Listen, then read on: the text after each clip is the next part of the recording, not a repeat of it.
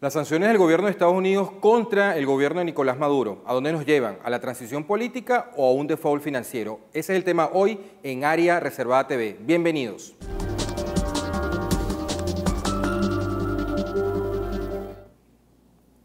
Conciudadanos, gracias por acompañarnos aquí en Área Reservada TV. Tenemos dos invitados muy especiales. A mi mano izquierda nos acompaña María Carolina Uzcategui, presidenta de Concecomercio.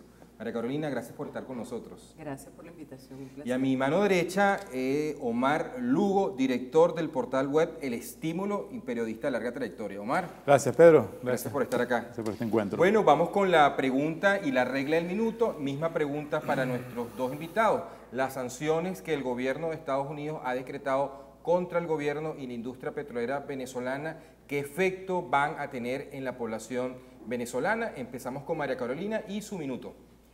El efecto que van a tener estas sanciones es simple y llanamente mayor justificación al gobierno para explicar el por qué los anaqueles están vacíos, por qué un antibiótico para un niño pasa de 14 bolívares a costar 172.000 bolívares, o por qué los útiles escolares apenas se está cubriendo 15% de la demanda de lo que debería cubrirse. Ayer el gobierno sale con una noticia de que va a dar una suma que a cualquiera le parecería exorbitante, 200.000 millones creo que va a dar para útiles escolares, pero con eso simplemente están reconociendo la gravedad del asunto que van a enfrentar las familias en las próximas semanas. Entonces es una crisis económica que ya viene de larga data, viene de toda una trayectoria de malas decisiones, de malas políticas económicas, con un sistema de controles tanto de precios como de divisas, que lo único que ha hecho es hundir cada vez más la producción del país,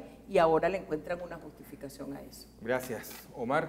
Bueno, Venezuela vive una tragedia económica, un estado de guerra, como equivalente a una posguerra después de un conflicto militar de alto alcance. Eso es lo que está padeciendo la población y eso es lo que se va a agravar seriamente en los próximos meses, pero no por culpa de las sanciones, es por culpa básicamente de políticas equivocadas que han acumulado durante todo este tiempo esa serie de distorsiones. Obviamente aumentará más el dólar, tanto en el mercado paralelo como en el DICOM, porque hay una escasez horrorosa de divisas y el gobierno va a tener menos margen para negociar su deuda en Estados Unidos, que es el principal mercado financiero del mundo, y va a tener que apelar a otros mecanismos. Pero la escasez de dólares que se está reflejando en el mercado doméstico va a ser peor.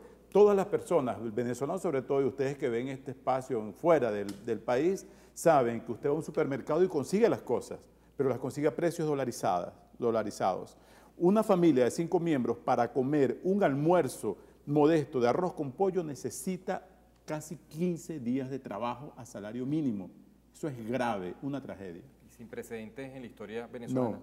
Ahora, Omar, estas sanciones, te lo preguntaba antes de empezar el programa, ¿son contra Venezuela, son contra el gobierno venezolano o son contra la industria petrolera venezolana? Bueno, esas sanciones son aplicadas, como todos saben, por la OFAC, que es la Oficina de Control de Activos Extranjeros del Departamento del Tesoro de Estados Unidos, y se basa en una lista a través de varias leyes en las cuales se colocan personas, instituciones y países que Estados Unidos, las autoridades consideran que han atentado contra la democracia, contra los derechos humanos, que pueden estar en curso en corrupción, narcotráfico o también básicamente lavado de activos, lavado de dólares. Dentro de todo ese abanico hay venezolanos del gobierno de Nicolás Maduro.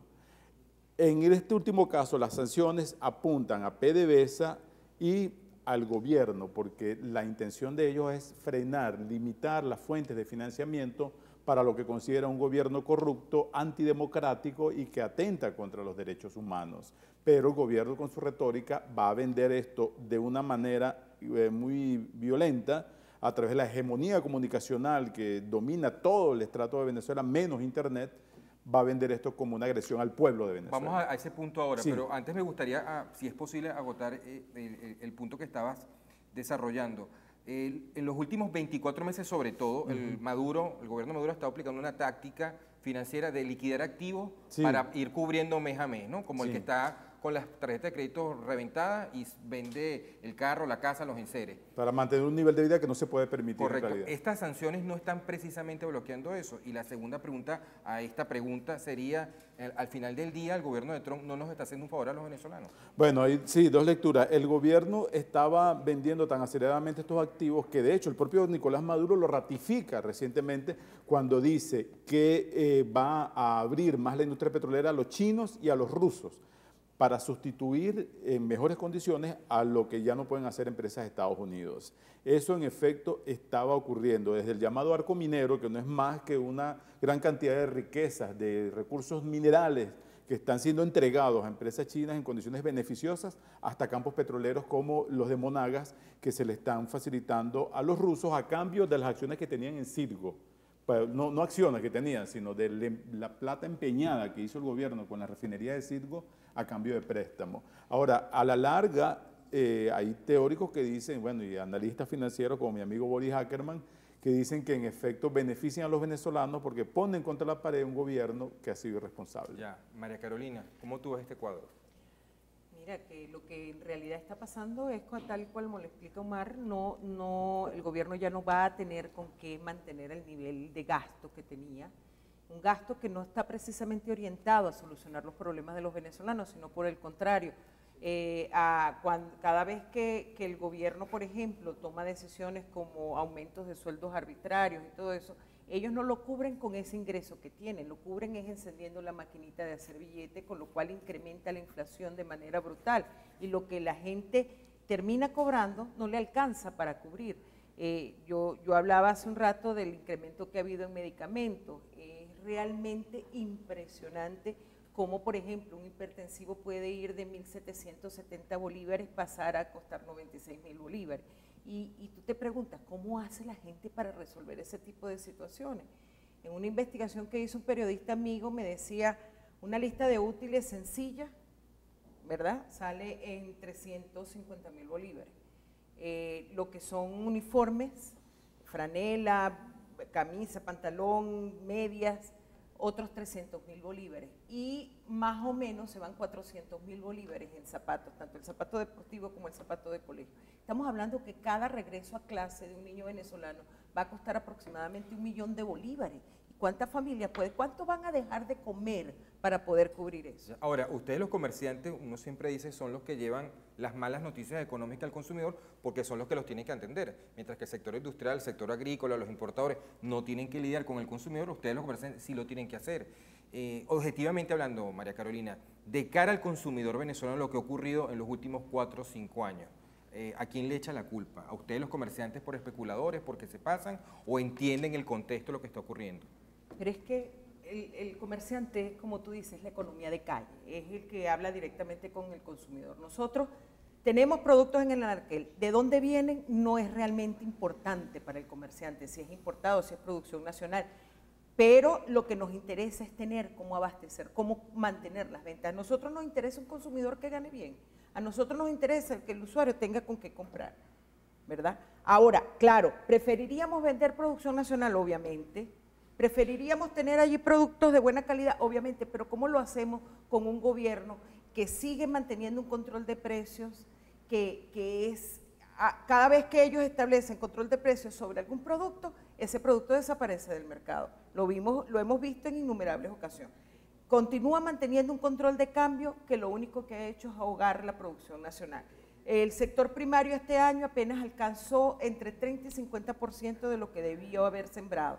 El sector industrial apenas está trabajando más o menos en un 30% de su capacidad instalada. No tenemos producción. El sector comercial. El industrial. El industrial. ¿Y el sector comercial? El sector comercial tiene muy poca producción nacional, muy poca importación porque las subastas son totalmente insuficientes. El mercado no controlado, por decirlo así, es muy variable, muy volátil. Entonces, tú no sabes, como me decía un señor que vende pilas, me decía, yo las compré a 8, las voy a vender en 10, ¿y en cuánto las voy a reponer? Entonces, ¿cuál es la opción que toma la mayoría de los comerciantes en ese caso?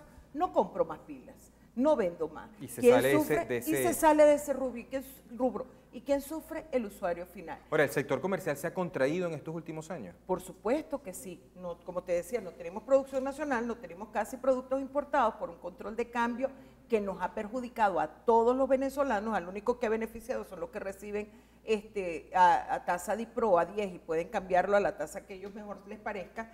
Y tenemos para colmo de esa tormenta perfecta un usuario, un consumidor que no tiene con qué comprar, porque simplemente el 80% de lo que percibe lo está destinando a comida, a mal comer, porque hacen una comida y media diaria. Tú como empresaria, ¿tú estarías de acuerdo con levantar el control de cambio? Por supuesto. ¿Por qué razón? Por supuesto, porque nosotros necesitamos fluidez en las divisas, nosotros necesitamos repotenciar, por ejemplo, todo ese 70% que está ocioso en el sector industrial. Mucho de ello es porque las maquinarias, aparte de que le falta la materia prima, ¿verdad? Las maquinarias simplemente están totalmente obsoletas, necesitan mantenimiento, etcétera, etcétera, y eso no todo lo podemos producir aquí, tenemos que adquirir. Entonces nosotros necesitamos incluso nuestra capacidad exportadora, pero el que gobierno la tenemos, dice, se ha visto sí, afectada por un control de cambio que nos favorece. Pero el argumento del gobierno es que dice que el gobierno le da a ustedes los dólares, a los empresarios. No, es que no nos los da, nos los vende. ¿Cómo es eso? No los vende. Ojo, cada vez que hablamos de una subasta, y ahí hay que aclarar muy bien, el gobierno no es que nos regala, y una subasta es eso, yo pago, tú me das, y vamos pujando a ver quién da más y eso de que la banda está en 3.450, que fue el último precio que ofrecieron, eso es nada más publicitario, por decirlo así, porque... Pero si han conseguido el comercio de dólares. Mira, no todo lo que se ha hablado de que se ha asignado realmente se ha liquidado. Las transacciones, por ejemplo, que pasan por los bancos del Estado, tardan muchísimo más en ser liquidadas porque no tienen el respaldo, estos bancos no tienen el respaldo internacional. Eso me lleva a plantear lo siguiente, Omar. ¿Dónde está el origen de este problema? ¿En las sanciones, en la política internacional del gobierno o en el control de cambio? Ahí en economía, una metáfora que nos gusta usar, eso, como dice aquel dicho, aquellas lluvias trajeron estas inundaciones, ¿no? Desde hace al menos casi 20 años ha estado lloviendo en las cabeceras de una montaña y lo que estamos viviendo ahora es como una ola enorme que se vino y se llevó por delante toda la economía venezolana. Esta lluvia ha ido creciendo en los últimos años, especialmente en los últimos 3 del gobierno de Nicolás Maduro, con una inacción absoluta en términos de política económica. Esto ha provocado el colapso de la industria petrolera, el colapso de la producción nacional, el colapso de la agricultura y lo peor, el colapso del ingreso y el salario real de las personas. Por eso digo que es una tragedia económica sin precedentes. Poco para explicarle a nuestra audiencia, el Producto Interno Bruto, que no es más que la suma total de riqueza que produce un país en forma de bienes y servicios, esta tasa, una hora de consultoría de un abogado, se ha reducido en 1/3. Eso no tiene precedentes ni siquiera en la Gran Depresión de Estados Unidos. Producimos más de 1/3 menos de riqueza que hace 3 años. Y la población ha aumentado. Hay una hiperinflación que la calcula Steve Hanke, un economista internacional que ha estudiado el tema, ubica a Venezuela como el país número 52 en el mundo que sufre hiperinflación, 1.500%. Eso significa que las cosas aumentan 15 veces. Si usted estaba comiendo el año pasado una empanada en 100 bolívares, ahora la está pagando en 1.500 bolívares. Esa es la tragedia real, no tiene que ver con sanciones. Y no solo es la hiperinflación número 52, sino la más prolongada. Exacto. En la historia. Una de las más prolongadas. ¿Este crecimiento incesante de los precios perjudica o beneficia a los comerciantes? Perjudica. Pero la impresión que tiene un consumidor es que ustedes continuamente suben los artículos. ¿Qué hago yo con un negocio lleno de productos que nadie me los puede comprar? Vamos a quedarnos con esa última afirmación de María Carolina Uzcategui. Ya regresamos en Área Reservada TV.